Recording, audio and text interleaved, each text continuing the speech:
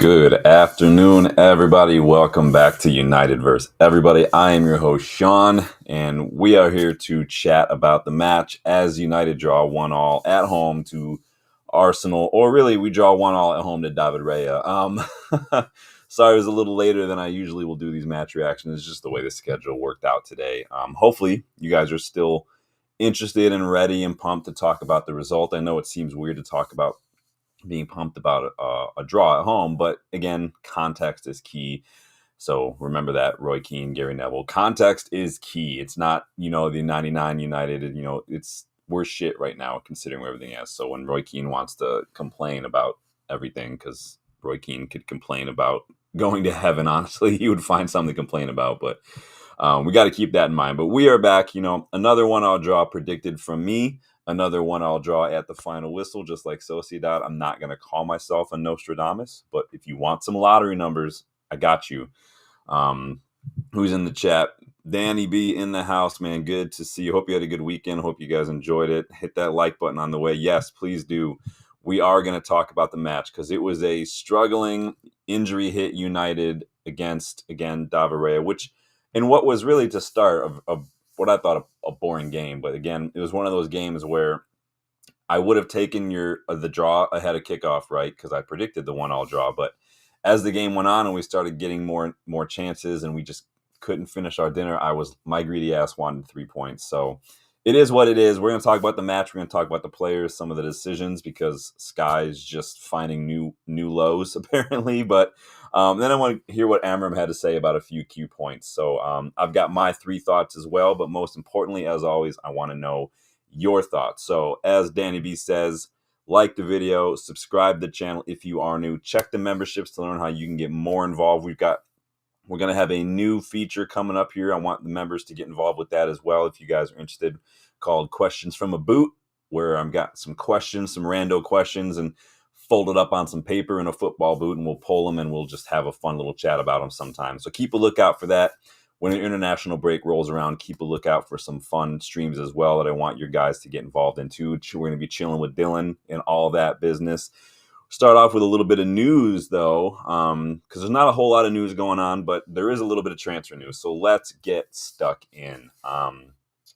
Starting with some attacking-related news. So we were all a little skeptical, right, when we let both Anthony and Marcus Rashford go out on loan in January, mostly just not because we missed them, but because we didn't bring anybody to replace them, right? It's literally promote Cheeto. There's occasionally some youngsters on the bench, and then it's Rasmus, Xerxes, Garnacho. That's it. Ahmad's injured. We're struggling.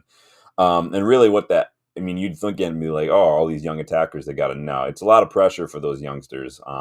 And really all it's meant is that Bruno has had to add yet another task to his list of responsibilities on the pitch of scoring goals, as we're going to talk about. But there's a chance maybe we could be looked to strengthening in the summer, and this is coming from Get French Football News, because apparently Ruben Amorim allegedly agrees with that and claims that we are interested in Lille attacker Hakan Haraldsson. He's a 21-year-old left attacker that apparently Ruben Amorim really likes. He plays for Lille, having a very good season right now. 7 goals, 3 assists in all competitions. Again, just 21 years old. Well on his way to improving on his 5 goals, 4 assists from last year as well. So apparently he's a player that Ruben Amorim likes, according to Get French Football News. But again, take that with a grain of salt, as always. Lionheart's big up, man. Hope you're doing well. How's everyone's Monday going? How'd everybody enjoy the game? We went to a buddy of ours, Bill's. He lives down the street from me, actually.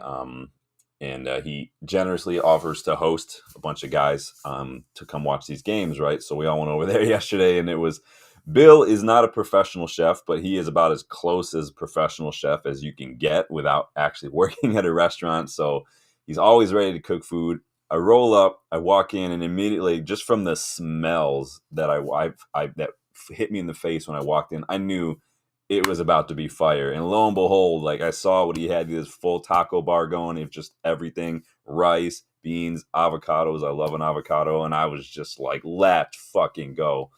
And then Justin rolls up And you guys know, if you guys don't know, Justin works in like spirits distribution, right? And he rolls up and he's whipping out like the Canadian whiskey. He's mixing up some sangria. So literally, let's fucking go.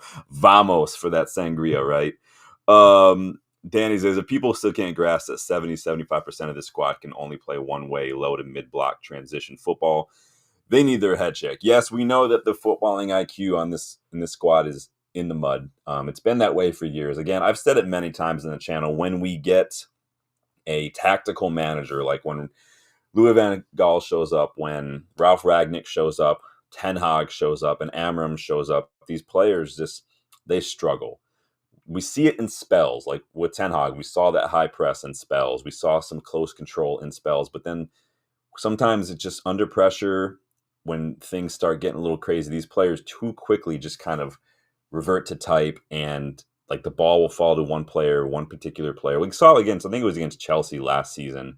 We were playing these little triangles, and with like Mount and other people on like the left-hand side, I remember a specific moment in the match. But the moment the ball fell to like Bruno for a second or Rashford, it was just fuck the plan, hoof it and go kind of thing. So the moment that they're able, like under Ollie, under Mourinho, to just go, like or even under Amorim recently, hit them on the break, they look great. And it's like, it's not a bad thing to be good at that, right? It's just, I think it's more of like what Danny's saying, an indictment of where the footballing IQ is in this squad. Like, we need technical players. We need players who are leaders, who have good mentality, who have football IQ, have good vision. And we just haven't had that in a little while, unfortunately. But yeah, you're absolutely right, man. Lionheart says, you know what? I actually enjoyed the game. I did enjoy the game. I thought we were the better side. We're going to dive more into that. Just wanted to get through some transfer news first. So yeah, Hakon Haraldsson, 21-year-old left-sided attacker, plays for Lille. Basically a Garnacho clone, I guess, if you want to call that. Similar style, someone who's going to kind of play. He kind of plays in like a 4-2-3-1 at Lille, but he plays on the left side, so able to cut in a little bit. Basically, like I said, what Garnacho does now. So rumor has it that's what we're looking at. Rumor has it. Danny B. DeLitt was a monster. DeLitt is quietly showing that like we're fine in terms of just like when we signed DeLitt. You guys know I was skeptical, not because I don't rate DeLitt, but because of his injuries. He's had a couple of like niggling injuries. Same with Mazraoui though. It's the reason I also didn't want Alphonso Davies or Nuno Mendes. And it's most to do with just, I think, our injury history at United in general. It's just made me a little just tired of injury prone players. But DeLitt's doing just fine. I mean, the dude took a flying knee to the head. What was that, Brentford or something? And just was like, wrap it up. Let's fucking go. I got this. Danny says, watched him last week. Oh, Haraldsson. Yeah, I don't watch. I don't have BN, so I don't watch a ton of Ligue 1 personally. When I watch Lille, it's just in Champions League, so I'll probably try to catch them a little bit. I think they play tomorrow, so I will be. I think they play. Who does Lille play? I think they're 1-1 right now. Dortmund, is that who they're playing? So I will try to catch that. You guys know I'm all about Jonathan David right now. I think that the numbers that he's put up consistently, he's a good age, experience, and he will be available on a free this summer. I think, given where we are financially, I think that Jonathan David is probably the easiest transfer decision we could make this summer. Very good link-up play, very good clinical finisher. I think he ticks all the boxes. Experience, like I said, his wages aren't too bad either. I think that's just where we go. Lionheart says, give DeLitt a skinhead and you've almost got Yapstam. Too much praise. I don't want to say it's too much praise, but I think that Yapstam is just, as far as mentality goes and just that ruthlessness and that aggression, but like that controlled, like classy aggression, I think Yapstam is just on a whole different level. He's up there with like Vidic. But I hear you. DeLitt, that's high praise. DeLitt's been solid. He's been captaining in Ajax on an excellent Champions League run when he was a teenager. Started off rough at Juve, got that rough injury. Bayern, I don't blame him too much for Bayern, because when you change managers at Bayern, obviously the managers are going to want to do things their way. So it is what it is. But it is what it is. Darkro, big up. Hopefully you're doing well, my friend. Good to see you. We are just kind of jumping. We're just starting to jump into this match here. We just went through a little bit of transfer news. So good to see you guys.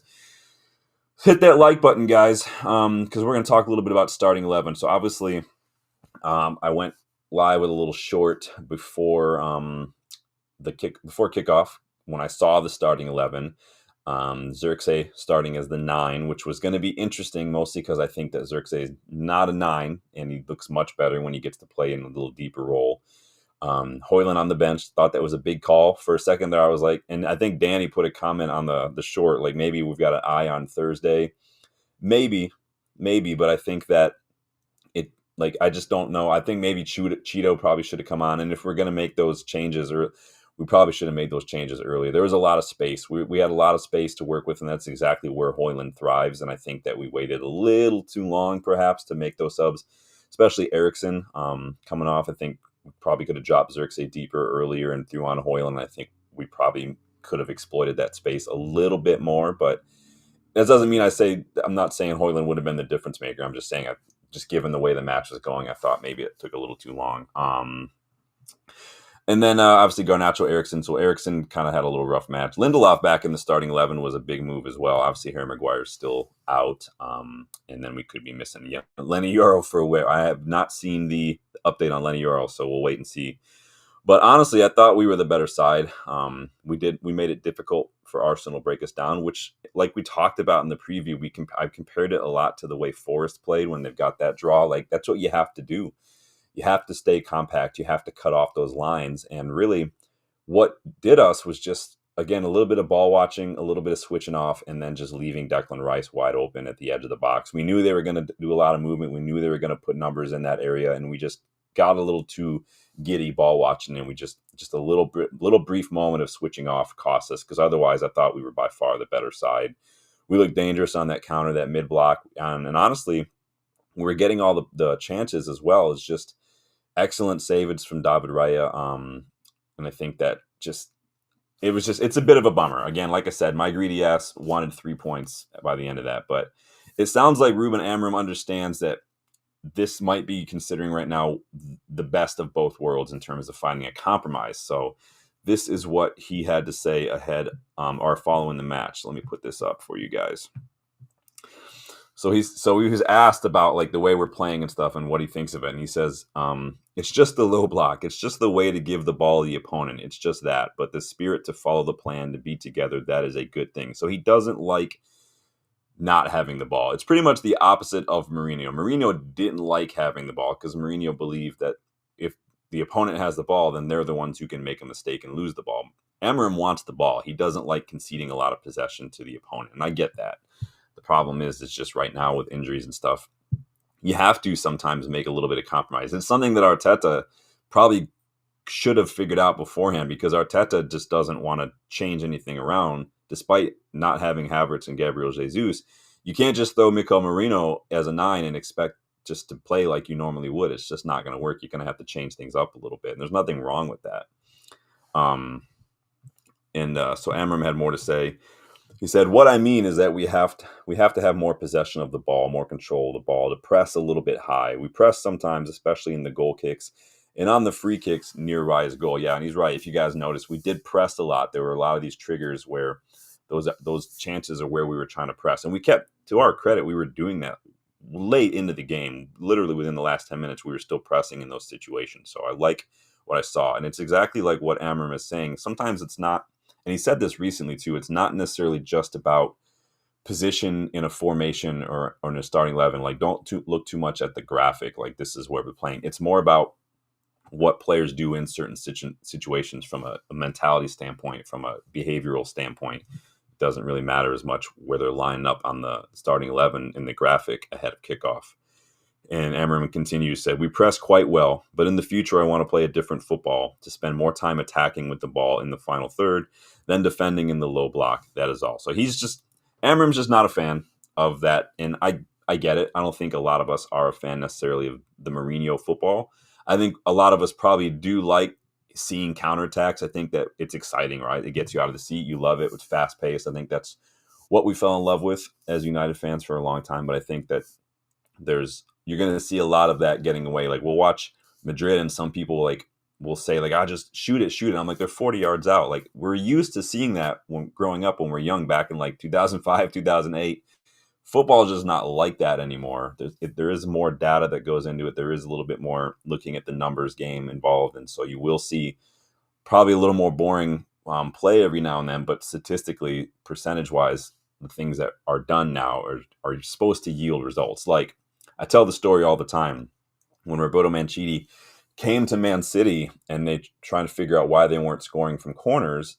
His data team analyzed thousands of corner kicks and said, well, you're leaning too heavily on the outswing ball because you're trying to get a header. You need to go for the near post flick. And Mancini was adamant and said, no, outswinging, that's what does it. And I think the fallacy there is that it just looks nice, right?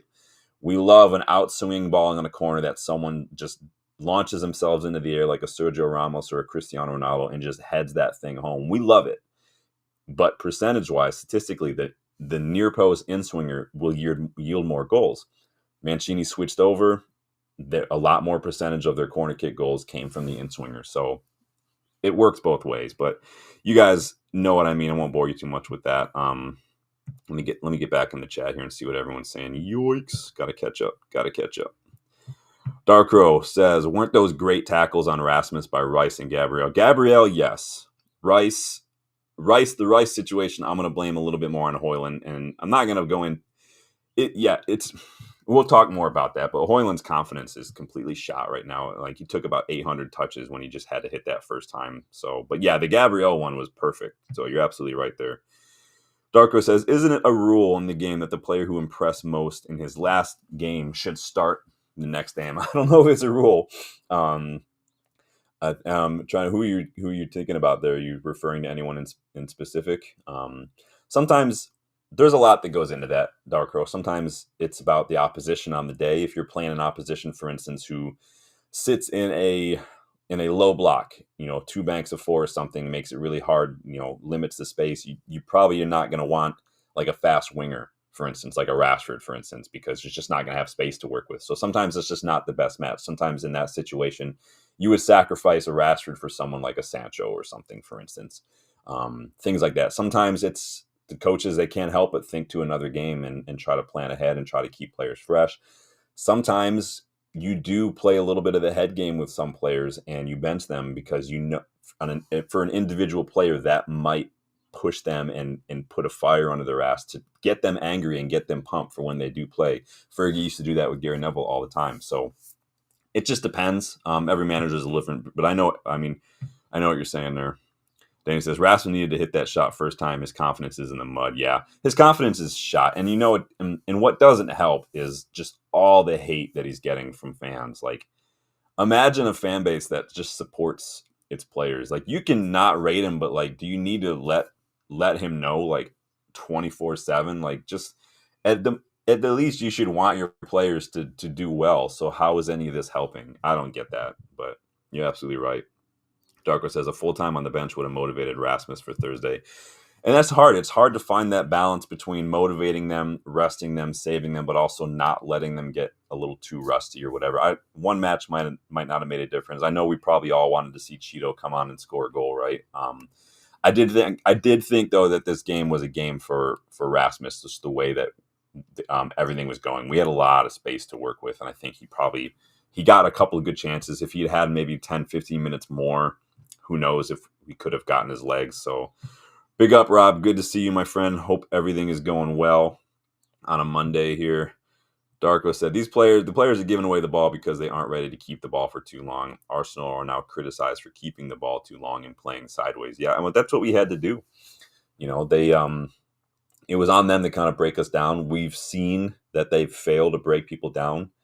They put a lot of numbers forward just on the edge of the box, like we said they would in the preview, and they're hoping that they can get enough movement. They can find a good ball. And they're hoping is to do exactly what they did when they scored, is to cause a lot of confusion and distraction with the movement and find an open player with one of those cutbacks. And that's exactly what they did.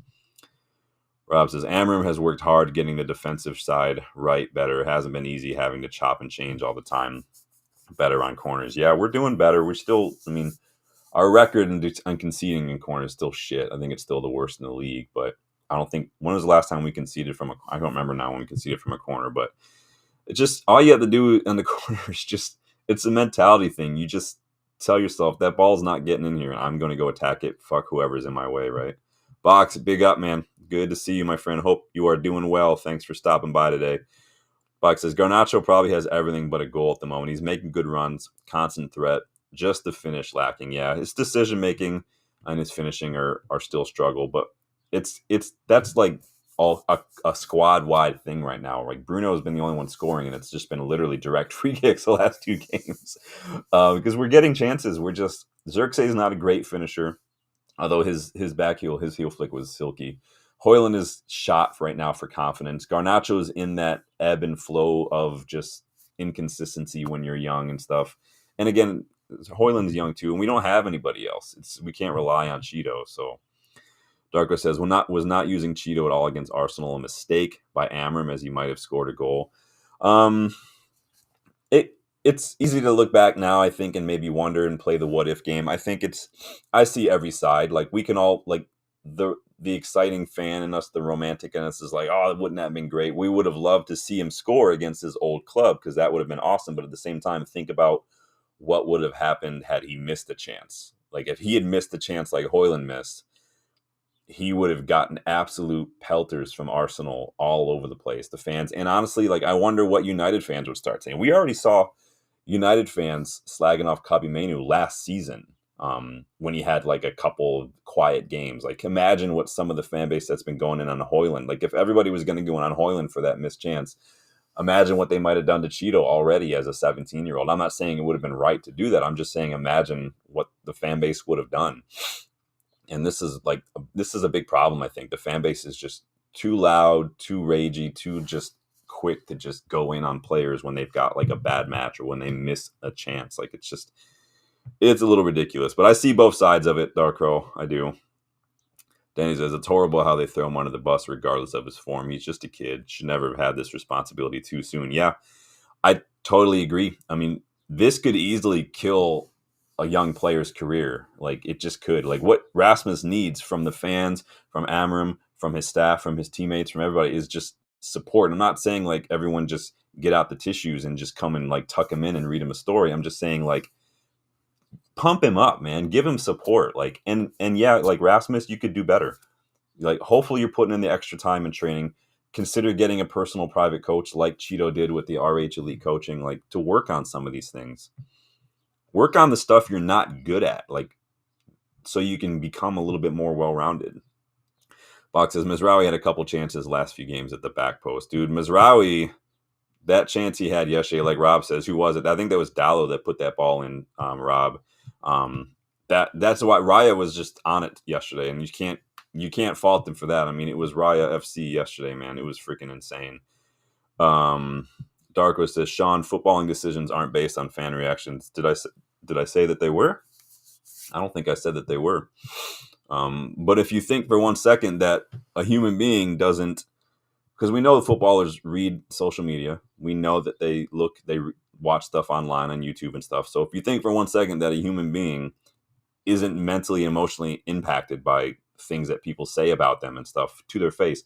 I mean, we saw that fan go in on Garnacho earlier in the season, just literally in the players' entrance outside Old Trafford. If you think that kind of stuff doesn't impact players, I think that's a bit naive because it does. As a therapist, I can give you all sorts of statistics about social media and bullying and the commiserate increase in depression, anxiety amongst young people of a certain demographic.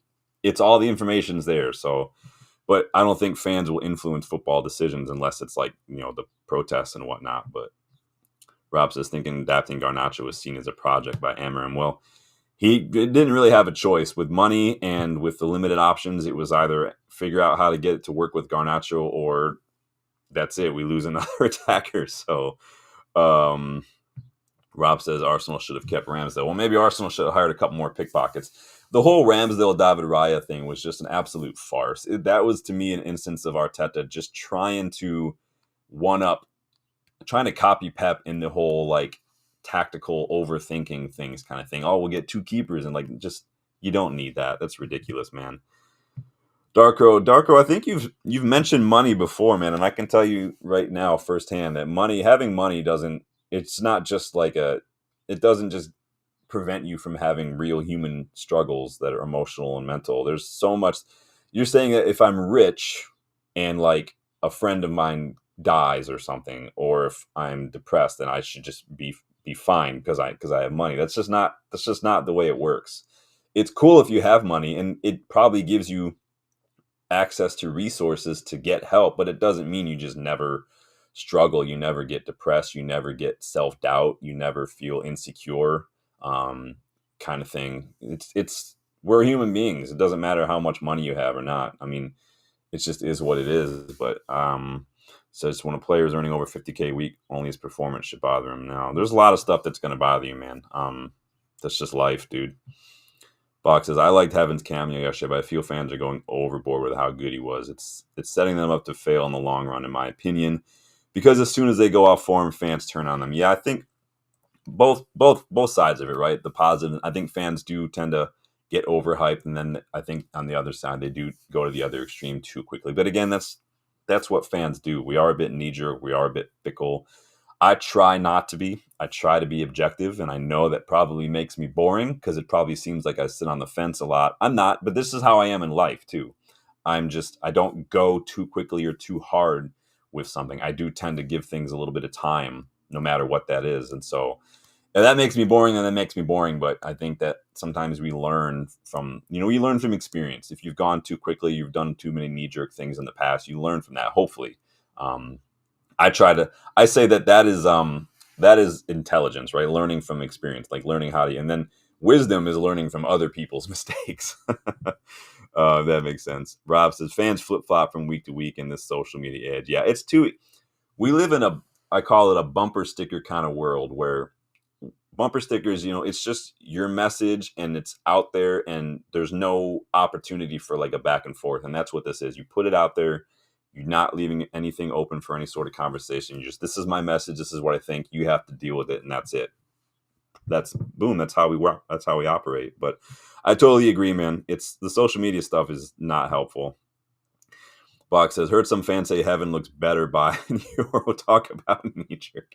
I don't know if I go that far. I do have thoughts on Heaven, though, because I haven't even made it through any of this. We just got through a little bit of amorim stuff. But Leonard says, sorry, Darko, but that's a very simplistic way to view life. I mean, it can be. I think it is kind of oversimplification because, and again, and Darko, it probably just me as a mental health professional and the clientele that I've worked with. I can just tell you, like, I've worked with clientele from all ages, all races, all genders, all different walks of life, and we all struggle with the same stuff, man. It is what it is at the end. And I think at the end of the day, that's what makes it, what's what makes us human. And I think that can also be reassuring sometimes is the universality, is that no matter what, we all struggle. I struggle, you struggle, and knowing that other people struggle too, no matter what. Like we all carry weight.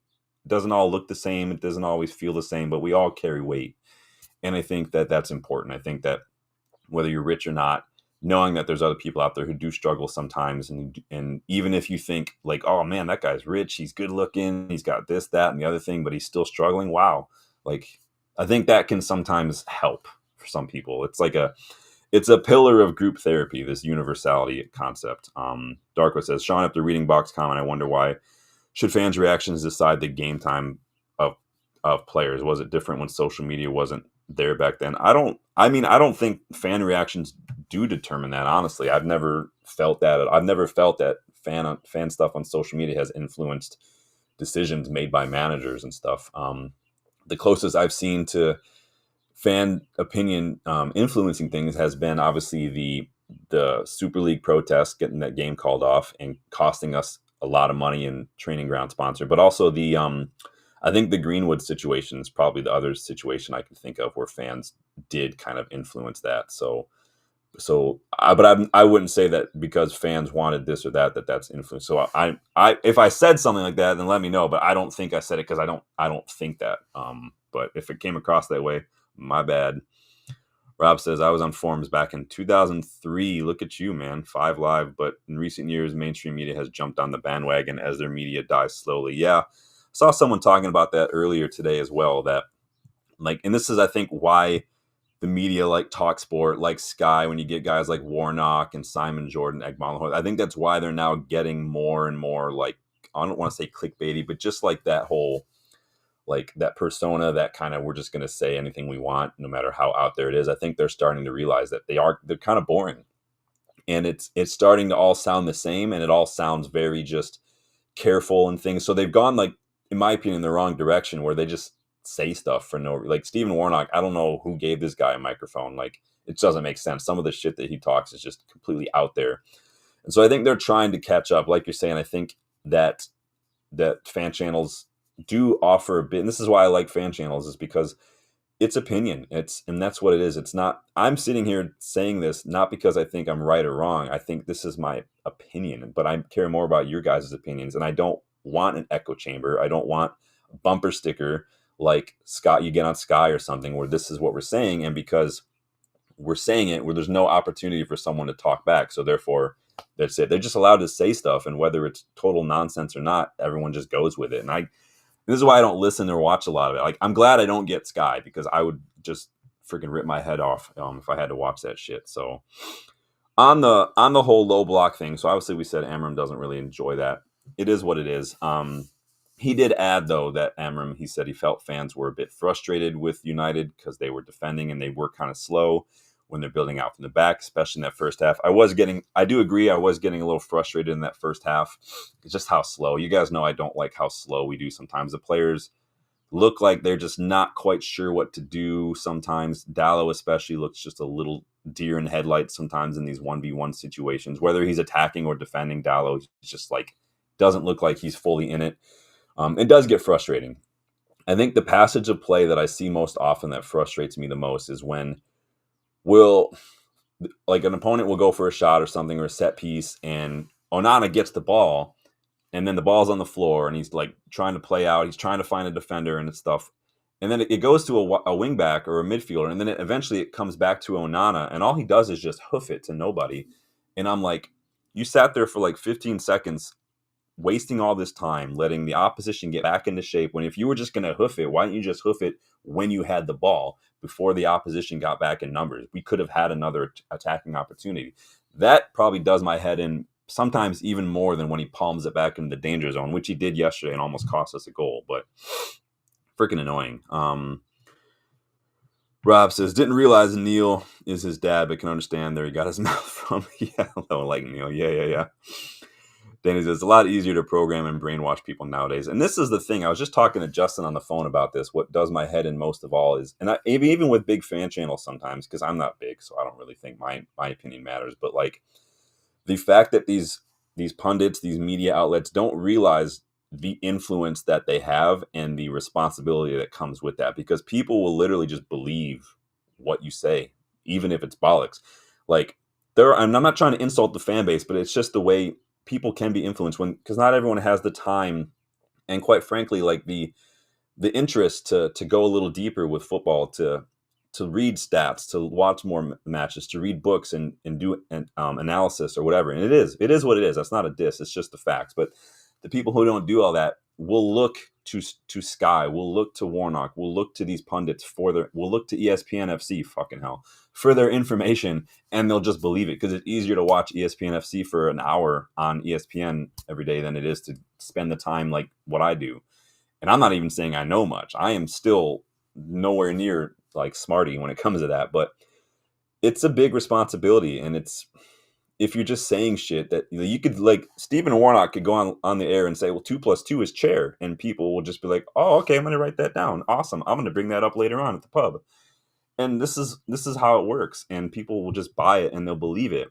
So if you're just talking absolute dross, they're like, yep, I got this. Danny says Dallo just needs to leave along with Onana. Yeah, it's a matter of priorities for me. We're not going to be able to get rid of everybody, unfortunately, but I do agree. They're on the chopping block for me. You guys know I'm done with Onana. I gave him time, but I'm done. Darko says, Sean, what's a better approach for us right now? Slow the game, be more defensive at least till halftime. Don't concede and then start more attacks. I wish I had an answer, like a cure-all answer. I think there's a lot that goes into it. It's going to depend on fitness, injuries, the opposition for starters, against certain sides. Like the way Arsenal play, they're going to leave a lot of space. So if you can soak up the pressure, like Spurs, if you can soak up the pressure, then those are the games where I think you're gonna want to counterattack more than you might in another game. But I also hear that Amorim doesn't want to do that, and so I get what it is. It's that fine line, like where's the compromise between playing your system and playing with what you have right now? Everybody complained when Ten Hag said, I can't play the Ajax way because I don't have the players. And they complained about it. But now everyone's saying to Amorim, play this way, not that way. Play to the players you have. And the fans, again, we get back to the whole back and forth, flip-flop, knee-jerk thing. The fans just want results, I think, at the end of the day. And I think that when they see something's not working and it's not working right away, they think, that must not be the answer. Let's do this other thing. And I think that fans just need to be a little more patient and give players more than this much time. Amorim's been here literally like 3 months, and I think people are already freaking out. And I'm like, what happened to patience? The concentric circle for like patience is just getting smaller and smaller and smaller every single year at United. And I think it has more to do with the past 10 years than with Amorim's past 3 months. I think we're just getting to the end of our tether, a lot of us, when it comes to our patience, because we're like, we put up with this for 10 years. We want something now. But people have to remember the 10 years was nothing like what Liverpool had been doing. Liverpool started their project almost 10 years ago. Klopp was a part of that project, and they're 9 years into that project.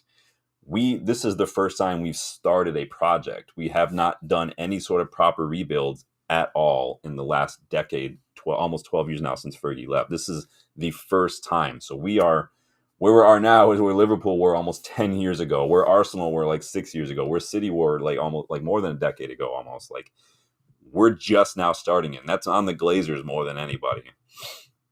Then he says, there's only one way these clowns can play, and that's low block counter, and we're getting worse at that. The finishing is letting us down for sure. Darko says, do you people think the players aren't giving their best, or is this the best they can give? Probably. I mean, you could argue a little both. Like I said, against Everton, that Everton match was that first half was the first time this season that I actually questioned the players' like attitude. Like, it looked to me like they were giving up a lot of those players. But recently, I don't think we can argue that the players aren't up for it. I think the problem has just been a lot of these players are just not good enough. And it's a combination of, in general, some of them aren't good enough, but right now, a lot of them are just not playing well at all. Whether that's Garnacho, Højlund, like, they're just not playing to the level that we're used to seeing them play at. And other players are having to pick up the slack, unfortunately. Yeah, like Danny says, we only started last summer. Yeah. So we need to give it time. Amorim was asked a little bit about the differences in the way that we get up for these big rivalry matches, City, Liverpool, Arsenal, versus the way we play against teams like Fulham and Brighton. And I'm not saying this is what was quote. And he was asked, what does that say about your team? And Amorim said, I don't know. Maybe it is that in those games it's a little bit more acceptable to play in a low block, and that can help us a lot. Against other teams, we have to push forward. That's why it's difficult here. Sometimes you have to press high. It's more difficult. Sometimes the characteristics of the players are not there to do that. But when you train and you play in a club like ours, sometimes you have to push forward no matter what. I think that's the biggest reason for that to happen. Interesting stuff. Again, some of the presser was actually pretty decent. Most of the time it's just a waste of time, but it is what it is. Darko says, Sean, I can tell straight away, tell you Klopp's project, it was hardcore football for the first 20 minutes, score 2 goals and then defend, but it wasn't sustainable as it took a lot of energy from the players also. Yeah, and we have to remember too, Darko, Klopp, it wasn't a we hired Klopp and we're going to play Klopp's way and we're going to sign Klopp's players. It was, this is how we want to play as Liverpool Football Club. Klopp fits that identity, and let's do this. There were players that Klopp wanted that he was vetoed on. There were players that he didn't want that he signed, that Liverpool signed. Klopp didn't want Mo Salah. Klopp wanted Julian Brandt. Klopp got Mo Salah. And like you're saying, exactly like we saw those first couple of years, you could see what they were doing. It was putting a lot of strain on the players. There were a lot of issues. And then it took a little while to get used to it. And they had to build. It took 4 years for Klopp to do anything at Liverpool. People seem to forget that. And then they peaked in like 2019, and then it's been downhill since. And obviously Arne Slot inherited obviously really good Slot. Mo Salah's playing out of his skin this season, even as he gets older. He's like Ronaldo. Remember when Ronaldo had more goals after turning 30 than before that? Salah's in that mode right now. So it'll be interesting to see what happens with him in the summer. Then he says Amorim's basically saying they can only play one way, right? Yeah, I mean, he's not saying anything we don't already know. The question is, is that something that needs to be said? Rob says low block suited Casemiro more or less running. Yeah, and we've seen that the last couple games. Casemiro has like on the low key been one of our better players these last couple matches, quite frankly. Once again, though, it was minimal possession and kind of that counterattack. We had just 32 possession on the night, 32% possession. Our XG was higher though, and we had 7 fewer shots than Arsenal, even though we had the same amount on target. So we had 10 shots, 7 on target. Arsenal had 17 shots, 7 on target. 6 on target. Sorry. So we were getting better chances. And again, the XG was higher. It gave us a chance to kind of flex our 1v1 muscle. Like I said, sitting in that low block, we won a lot more duels than Arsenal, which is something I've been saying we need to do better at, that mentality to win those battles. Again, what was a little different was just the way we pressed. Again, those triggers on the goal kicks, on the deep free kicks, we were putting a little more pressure on the ball, not allowing Arsenal to try to just slow play it and work it up pitch. We were trying to maybe force them to play a little longer so we can just win it and start an attack again.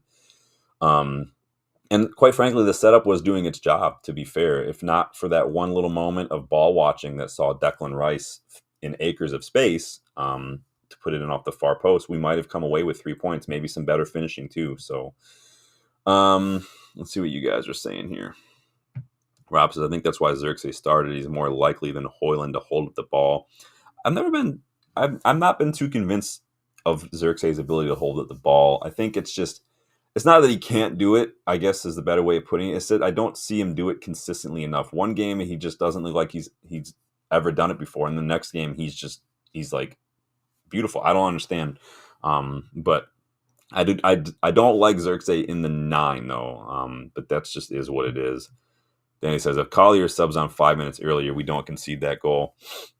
Yeah, it's hard to look back now and play the what-if game, unfortunately. I think that all you can do is just look at it and say, like, do you think this was down to this decision or not? And then hopefully learn. I do think, like you're saying, some of the subs could have been made a little bit earlier. I think Collier looked good. We needed some of that energy. And Collier's reading of the game in those situations is impeccable for someone as young as him and someone who's as inexperienced in first-team football as him.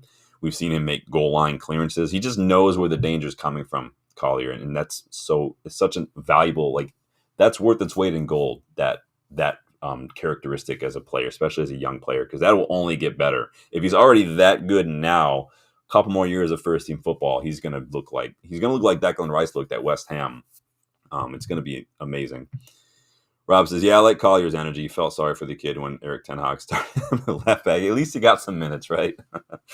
Danny says, yeah, Rob, we had no choice at the time. Yeah, it was either him or Amos, right? Darko says, once Dorgu's back, we'll be under pressure to put crosses or just make those passes for Garnacho, as I find them both on the right side not working unless Garnacho moves to the left side. Yeah, Dorgu, he's looked excellent in everything so far besides his crosses. He's putting crosses in, which I love, but they're just none of them have been super accurate. They've been a little behind or a little high. He'll dial it in, though. He's literally played 3 matches since he's been here, and he's 20. So I got to give him some time, like I give everyone else who's young. Casemiro Bruno says Rob should have been closer to Rice.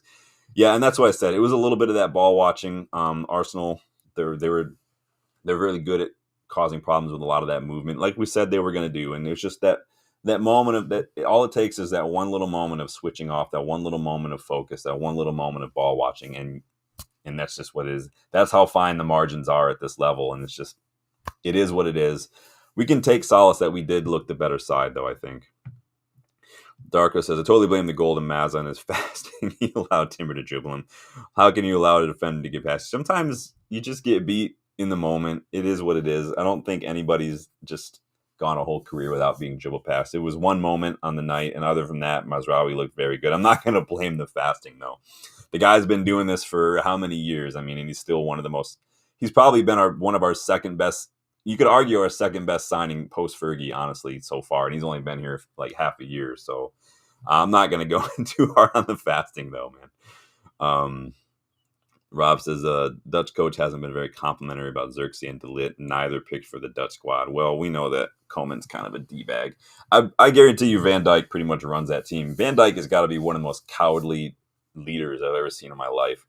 The guys threw De Ligt under the bus earlier this season, for something that was completely Van Dijk's fault. And then like, if you ever watch him play Van Dijk, he just like, he'll stick with someone for as long as he can, and then he like pulls out of that kind of jockeying and kind of does and like just leaves it up to someone else, so he can't be blamed if something happens. He's such a coward. I can't stand Virgil van Dijk. Then he says, I always said even under Ten Hag, Garnacho plays better on the right. He's more than likely going to pass, set someone up, or go and hit the byline. Yeah, and this is the thing. We played so long with these inverted wingers, and so many people were saying for the longest time, just swap the sides. Put Anthony on the left, put Garnacho or Rashford on the right. You're forcing them into situations where they're not as comfortable shooting on their left, or in Anthony's case on his right. So you're forcing him to find his teammates more with their strong foot.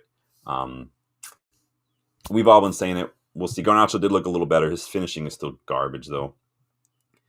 Danny says, Garnacho on the left is not used to playing with overlapping left back, as most of last season we didn't have one. If it was Dallo inverting, yeah. I mean, and Garnacho's not used to looking for people on the overlap because he wants to shoot all the time, unfortunately.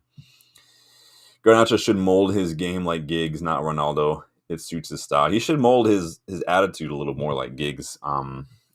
Well, minus the, cheating on your brother's wife thing, but instead of Ronaldo. He's got to learn. He's still young. And even Ronaldo had to learn this. Like, you've got to pass the ball. When Ronaldo was that young and wasn't passing the ball, holding onto it too much, in training, the coaches were literally telling his teammates, just muller him until he learns to move the ball. If he's holding on to the ball for too long, just go in on him. And he learned to move the ball quickly, turn it into a pass and go, give and go, and that made him a better footballer. And that's what we need to be doing. Yeah, sorry, I'm a bit savage when it comes to Van Dijk, because the dude's not even the best Dutch center back in the Premier League, like that we've had in this league. I don't know why people fucking put him on this pedestal, but individually, some decent performances, mostly from the midfield back though, because the front three just weren't really doing it. Onana, can't really fault Onana for the goal. Again, I don't fault keepers for these cutback goals that we concede. I didn't fault Onana for that last season because it was just shit defending. 5 saves on the night is pretty good. His distribution, though, is just shit, Onana. Like, he's just got to, his distribution's garbage. Have you noticed, though, with him, he's actually coming off his line a little bit more now, on set pieces and stuff especially. He's come off his line quite a bit. His starting position, even when we're defending these, is he's not glued to his line. So he's learning a little bit more, like, I can come off my line. And the more you do it, and the more you do it well, yeah, you're going to make mistakes. But the more you do it, the more comfortable you're going to get. And he's looking a little more comfortable, a little more willing to do that. Euro, 5 out of 6 duels, 4 out of 4 ground duels. That's massive for him. Hopefully whatever he went off with at halftime isn't serious. I read it was like a foot issue. So hopefully it's not a re-aggravation of the metatarsal thing that he came up with in preseason against Arsenal. Again, coincidentally, don't know why that's a thing. So hopefully Euro is fine. Hopefully it was just a precaution, a little bit of discomfort. Let's pray for that. Lindelof, rare start for him. Won 3 out of 3 aerial duels, made 10 clearances. 7 of those clearances were headed clearances. I mean, he did what he needed to do on the night, Lindelof. I still don't think he's got the physicality needed for this league, whether that's the strength or the speed or the aerial ability. It is what it is, but he did what he needed to do on the night. I'm not going to complain. And then, like you guys saying, De Ligt, massive. All of his tackles won, 5 out of 7 duels. Just looks like a confident leader in that back line. What do we got going on here? Danny B says he's a bad keeper, but again, on the night, I can't really fault him for much other than the shit distribution and just the slow kind of build up. But he did what he needed to do on the night. So I got to give credit where it's due. So Zarko says, Garnacho, not a single hair on his chest like Giggs. Giggs has got enough chest hair for about 20 men. That dude, when he scored that goal against Arsenal in the FA Cup semifinal and went full helicopter, I mean, all the hamburger meat hanging out. I mean, That's classic, right? When I think of Giggsy, that's what I think of, man. Darko says, "Is Donnarumma worse than Onana?" I don't know. I don't watch their league, so I don't know if Donnarumma is worse or not. But Danny B says Lindelof give you 1 to 2 good games a year. That's it. And you know what? If he can do it when he has to come on for an injured Maguire, or like last night when we're missing Dorgu and Maz has got to fill in at left back again or whatever, then that's fine. If it's if his 1 or 2 good performances fall on those nights where as like fifth choice he's going to come in and do a job, then I'm not going to complain. That's your job as fifth choice. Be ready for when those moments come on. Although he might be losing, he's going to be gone for free in the summer. We talked about that the other day. Maybe Benfica are going to grab him on a free, but that's your job as a backup keeper, as whatever. When you're called upon, you just need to deliver. That's why you have squad players. That's what they're there for. And squad players are severely underrated because you've got guys like O'Shea and whatnot who come in when called upon and do their job and give someone a rest if they need it. Fill in if someone's injured. You need to be ready. And he was, and I'm not going to fault him for that on the night. Dallo, for his standards, Dallo wasn't awful. He just still doesn't look comfortable. 2 out of 3 tackles. 4 out of 6 duels, made 2 interceptions. His aerial numbers, I think, were pretty good too. It's just, whenever I watch Dallo, he just never looks comfortable. He was still leaving too much space for Arsenal to get a ball into the box. Still a little timid in the 1v1s when he's on the ball. I thought Garnacho's crossing improved. 2 out of 3 crosses.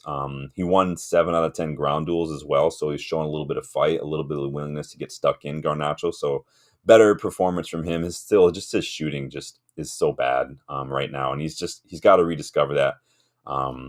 So until he can, but it's good that he's getting his head up a little bit more. He's finding his teammates because he needs to be doing that. Eriksson, I thought, probably had an off night. Probably our worst player on the night, Eriksson. I'm not saying he's garbage. It just wasn't a great performance from him. He didn't make any tackles. He had no accurate crosses. He only won 1 duel out of 4. Maybe it was just one game too many for him. Maybe it was just, I don't know. I don't know what to tell you. Eriksson, just not a great night. Xerxes as a 9, I didn't think he was able to offer as much as we saw from him recently as a 10. No room to run with the ball when he's kind of playing as the tip of the spear and he's not dropping a little deeper. So when you're playing as like that finisher in the box, the only thing you can do is finish. And when your finishing isn't great, or when you're in a bad run of form like Højlund is, what else are you doing really? He won only 1 out of 7 duels, Xerxes. He had no successful dribbles on the night, only 8 passes, basically Højlund numbers. And that's what you get as a 9 right now. You're not going to get a lot of touches. You're as the only tip of that spear when we're playing it long, you are probably going to lose a lot more deals because you're on your own. We're not great at winning second balls, so it doesn't even matter if you win the header. And we've seen Onana's distribution is shit, and we wait too long. So odds of you actually getting on one of those are slim to none. So the striker position is just a thankless job right now at United, but it's been like that for a few years now. You guys are talking about Heaven. I thought he had a solid 45 minutes. Again, I'm not gassing him up. Completed all of his tackles, made an interception, 3 out of 5 duels. Like Amorim said, I think what I saw from Heaven and the word I used when I was hanging out was like he looks comfortable, right? I think when Lindelof leaves, and even when we get a Licha replacement, hopefully in the summer, I think that Heaven is probably going to be a solid like 5th choice option in that back line. Lindelof's gone. We've got a couple. Maguire is probably going to be 4th choice for a while. And so I think that Heaven probably could do a job as a 5th choice option, maybe domestic cup competitions, dead rubbers in Europe, second legs, things like that. I think Heaven would be just fine. But get your thoughts in on those individual performances. Let me see what you guys are saying while I get caught up here. Rob says, hopefully Euro is not out for a while. We can't rely on Lindelof each game. Yeah, I mean, definitely. I mean, Heaven for me is not a like for Euro, even though they're about the same age. Euro's definitely way better. That doesn't mean Heaven's bad, but he's just not there yet. And Lindelof, he can, like we're saying, he can do a job, but I wouldn't want him to be our starting center back every week, even if he'd had a decent performance. Danny says, it's time to play Camason. I'm done with Dallo. I think we'll see a lot of Camason this summer, and we should. I don't think we need to go spend that much money on Quinda. I would like to see Camason getting more minutes now, so Amorim could decide now, and we can all see, like, because if we're looking at Quinda, we're already looking at Quinda. We're already talking about that. I don't want to wait to the summer, wait till preseason to see if Camison can do it, and then we need to make those decisions now, because that's a big chunk of change and a big priority to put. And obviously he's not going to cost as much as some of the other positions we're looking at. But again, it's about priorities. Camison's older. He's having a great season right now. He's involved in everything. He can run for days on and off the ball. He puts in a shift, and he's getting involved in the goals. And so I would like us to stick with Camison. That might mean, though, we might have to deal with Dallo for another year unless we get a big offer. We get a big offer for Dallo. Bye. See you later. Darko says, isn't Heaven a direct replacement of Euro? I mean, he's an adequate understudy, but he's probably going to be like fifth choice. And even depending on what we do in the summer, he could be sixth choice. So, but I mean, it definitely was a bit stepped down in quality. But again, he came in and did a job. He didn't look out of place. He held his own, I thought, against Martinelli, who's been playing at this level for 3 or 4 years now, and Heaven literally just joined in January from Arsenal's academy. So, with all that context in mind, I think Heaven did a fine job. Then he says, I thought Eriksen was the main fault of Arsenal goal. Yeah, it's difficult because Eriksen's defensively, he's non-existent. He doesn't have that alertness from a defensive standpoint to know where that kind of stuff is. And I wouldn't demand that too much from an attacking midfielder, center midfielder as much, but at the same time, yeah, I mean, we can point the finger at a lot of people. I think we haven't been good at defending those cutbacks for years. We saw it last year in the Champions League, for instance. And I think it's just been something that, maybe that's a footballing IQ thing. I don't know, but it's just not been great for us. Darko says, was Amorim expecting creativity from Eriksen? Is that the reason he started him, or because of lack of players? I mean, we might have been expecting maybe to hit a little more of those long balls, and Eriksen does have a long ball in him. So maybe that was the plan, get some players who are good on the ball. If we're, I don't know, but it could just been a fitness thing. We don't have a ton of options, so it is both Eriksen, Bruno, and Casemiro they all have a pass in them. So maybe that was the idea, is try to get the better people on the ball on the pitch. Danny says, I think Euro has played right center back or center back, and natural left footer is critical in Amorim's system. Look at the drop off in creation since Licha got injured. Yeah, Licha was the best defender we have for this system. Good on the ball, good defensively, good mentality, excellent passing range, can build out from the back, press resistant. I mean, the amount of times I see Licha do a Cruyff turn or drop a shoulder and just leave somebody in the dust and have nothing but 20 yards of space to run onto that's incredible. We need more players like that. Again, I did that video last month on replacements, and one of the criteria for my replacements was good on the ball. And so progression, good passing, that was one of the requirements for that. So you guys can check that out too. The link's in the description, but I do agree.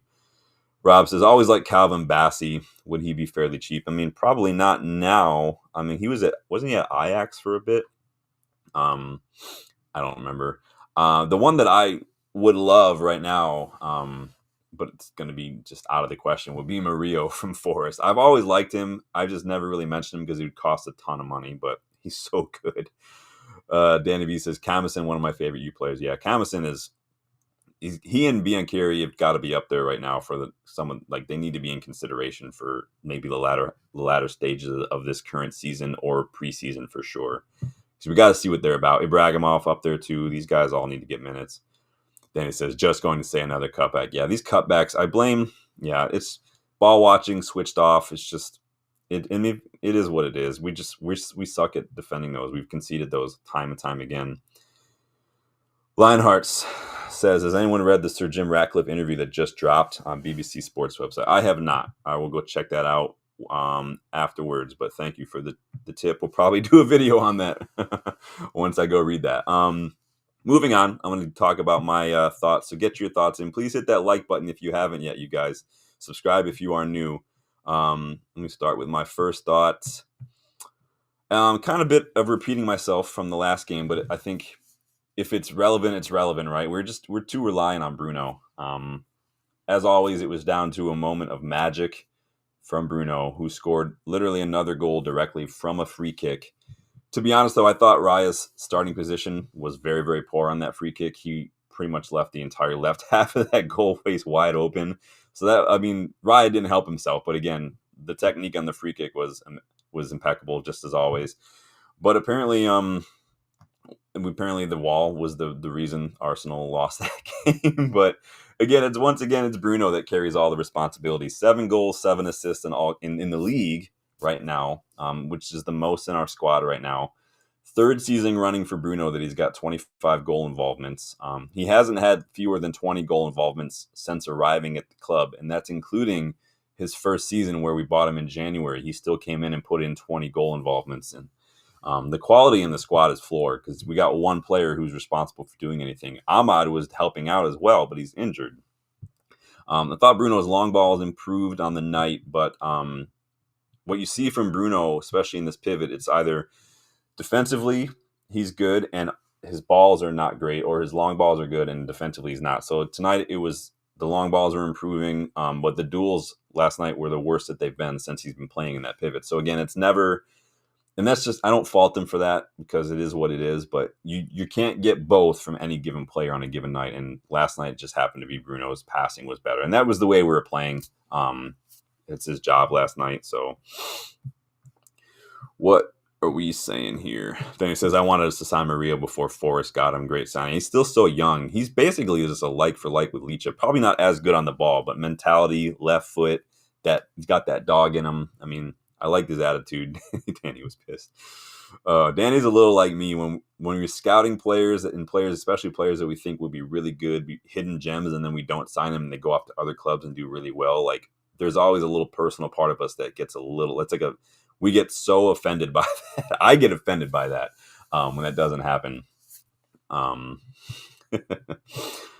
says Williams from Forest would be good as he can play wing back both sides. Is that Nico Williams that it is? Then he says, yeah, I think I might have to get Bruno back in my fantasy team. Yeah, you're going to have to do something. Bruno's always got a goal in him, man.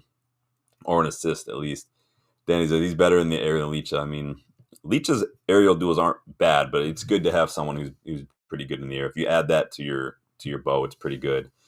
Amorim was asked about Bruno while we're talking about them. He was asked, can I ask you about the quality of Bruno today? I mean, the goal was sensational, was it, when you need a big player to step up?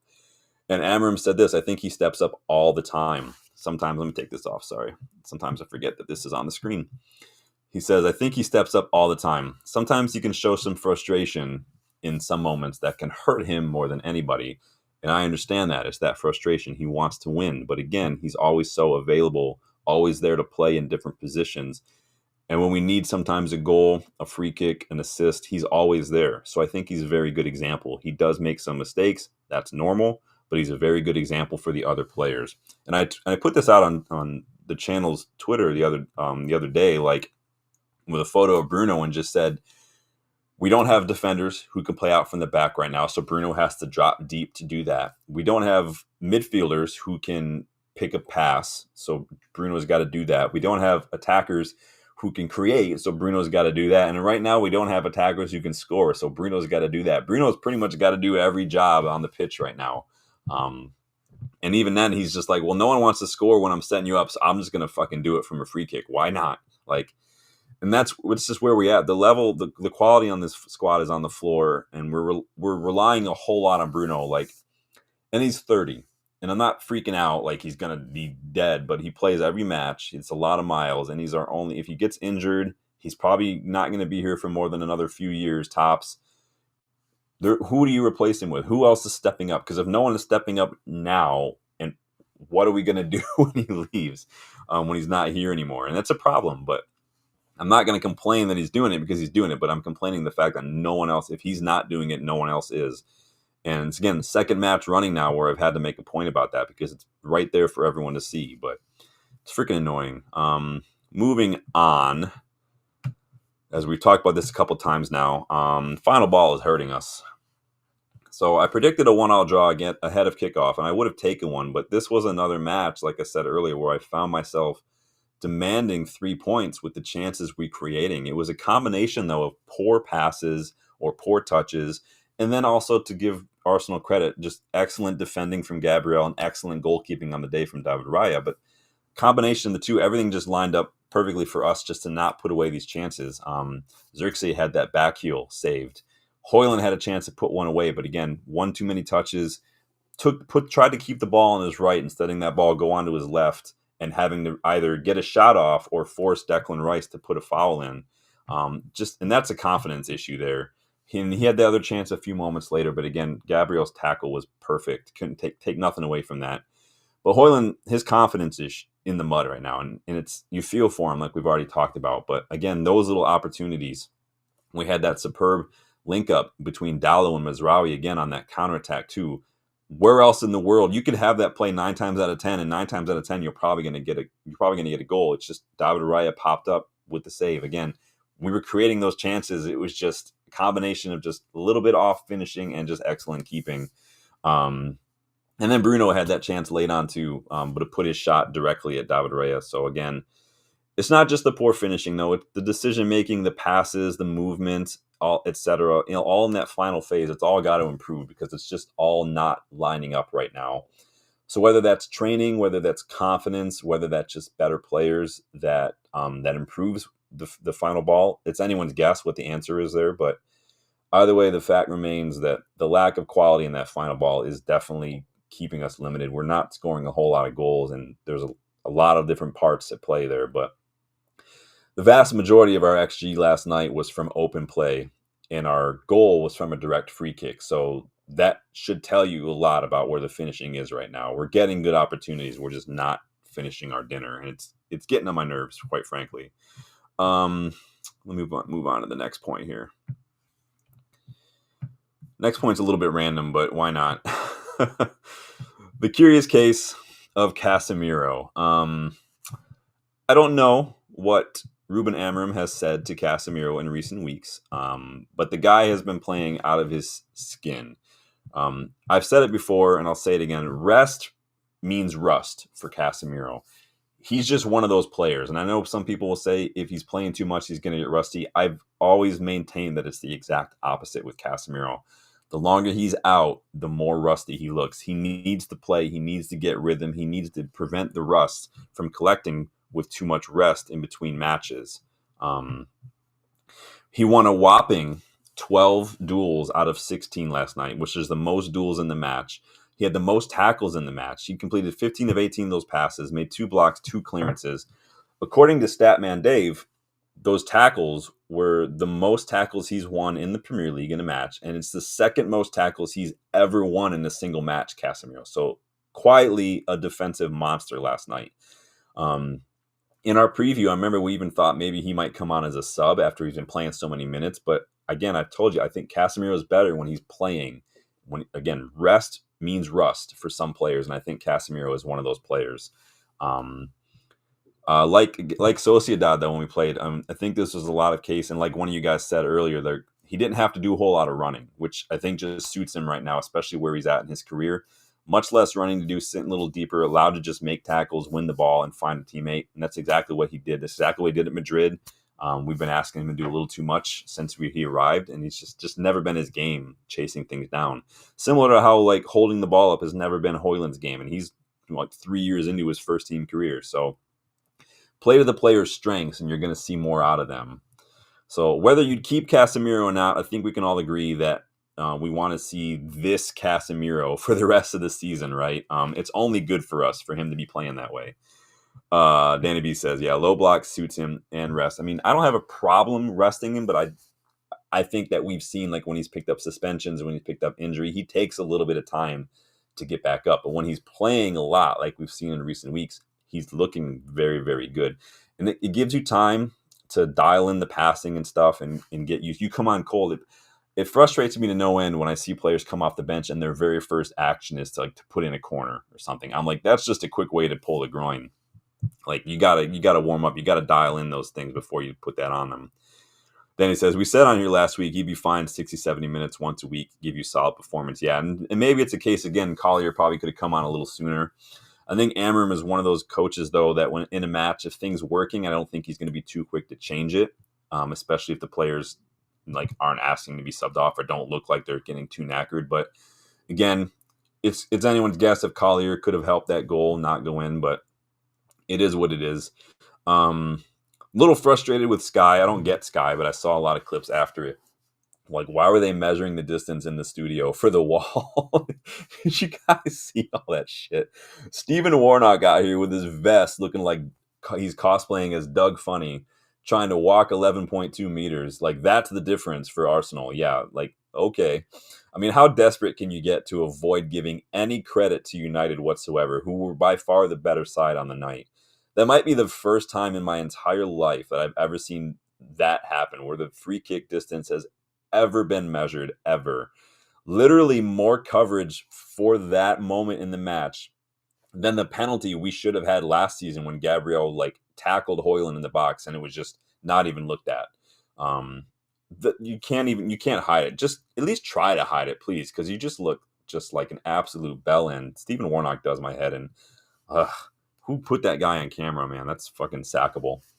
That's like up there. Like, what's a worse decision? Paying Anthony $200K or putting Stephen Warnock on camera? Like, it could go either way right now. Anyway, the point puts us in 14th. We are sitting with 34 points, same as Spurs, one ahead of Everton right now. More importantly, though, given the context of this season, it's twice the points off of Ipswich, who are in 18th. So we're probably safe. I doubt Ipswich are going to make up that distance right now. Still, too, our record remains. We've never lost a match at Old Trafford when we were ahead at halftime. So big up ourselves for keeping that record alive. In fact, I saw this is the first time in a while that we've actually gone into halftime with the lead. I think it was like 12, 13 games now this season that we've not been at the lead at halftime. So we broke that duck. We got a very important second leg at home against Real Sociedad on Thursday. And then we travel to Leicester before we have another international break. So it's going to be fun, little busy end of the week. I love to advance in Europe. I love to, bring this just tie back home and put Sociedad out. I love to pick up 3 points against Leicester heading into that international break as well. I think that would do everybody a bit of good. I love everybody on the squad to come down with international break flu and just stay here and train. I think we need some momentum. We need to regroup. We need to take stock of our injuries. We need to make sure nobody picks up any injuries. So maybe that was Euro kind of picking up with something going ahead to the international break. But Amorim said he doesn't know who's going to be back. He did say Ugarte could return, so we'll see. So we'll see what happens there. But let me jump in here and see what Danny says. Marino should have been sent off. Yeah, we don't see anything about that covered on Sky, will you? Because Abus. Danny said that was one of our players. VAR had been all over it. Yeah, Arsenal seem to get away with a lot. For as much complaining as they've done about refs over the last few years, they seem to get the positive side of a lot of decisions. But we remember the FA Cup match last month, or January. Wow, January now. That was before I went to the trip. Wow. They were just freaking, the ref that match was awful, but we'll be back. International break. Dylan and I have some stuff planned. We're gonna be doing a show where we're gonna be rating managers post Fergie. We might do another one where we rate where we pick our like top 5 signings post Fergie. Some of your guys' list might be easy to make. I've got my list. I can't wait to see what Dylan's got. So we'll try to, you guys know we try to keep the lull in matches busy with stuff. So I like to save a lot of the fun interactive stuff for those times. But keep a lookout for that. I want you guys to come in and get involved because obviously like we did the all-time 11, I want your guys' thoughts. So keep a lookout for polls and voting and whatnot for that as we lead up to that. And as Dylan and I kind of hammer down a date, I'm probably going to see Dylan on Thursday. We're going to go watch the Europa League match at Sean O'Callahan's again. So RSV, if you're in the area, man, come join us. But please like the video if you haven't yet. Let me know in the comments after if you weren't able to catch the live what you thought of the draw. Are you happy with the draw? Are you like me and you're a little bummed after seeing the way we played that we didn't get more from that? Who knows? Can't wait to hear your thoughts. Subscribe to the channel if you are new. What's Rob have to say? Hopefully 3 points against Leicester before the break. Then Wales smash it. There you go. Up the Dragons. Thank you guys for stopping by. Enjoy you guys' input as always. We will be back for the preview. I'm going to go watch this Sir Jim thing and see if there's anything of note in there. And then we might do another video on that tomorrow. Who knows? But until then, you guys enjoy the rest of your Mondays. Hopefully you guys have a good day. Hopefully the sun is shining for you like it is here. It's getting dangerously warm right now. So I'm in that place where I'm like, do I want to go kick a ball around? Is it still a little wet and muddy and cold? I could go either way right now. But I'll see you guys on the next one again. Thank you for stopping by, and I will talk to you later. Cheers.